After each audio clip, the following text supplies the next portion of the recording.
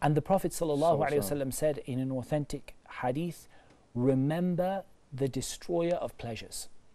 Remember that thing that is going to come and destroy your entire worldly life that you've built up. You know, your house that you've bought and paid for, your car that you drive, your children that you love. It's all going to finish. And when they put you in that hole in the ground, you're not going to take anything with you except for that religion that you have. And, you know, just to remember, for example, the questioning in the grave.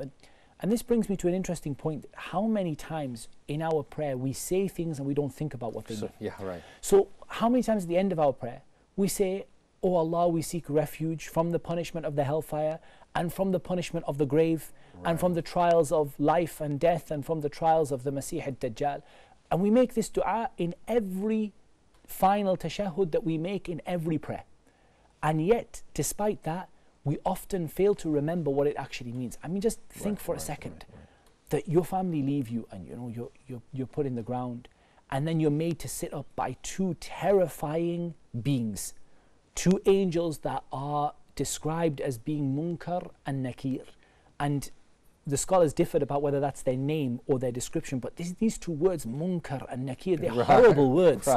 You know, this is something terrifying, and they force you to sit up, and they, you know, they scare you beyond any horror that you could have seen in this life. And they ask you, who is your Lord?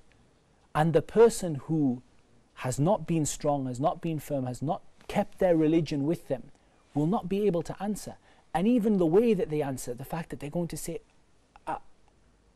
almost as if it's on the tip of their tongue, they won't be able to speak. But they just can't find the answer. I know, just give me a minute, but they can't.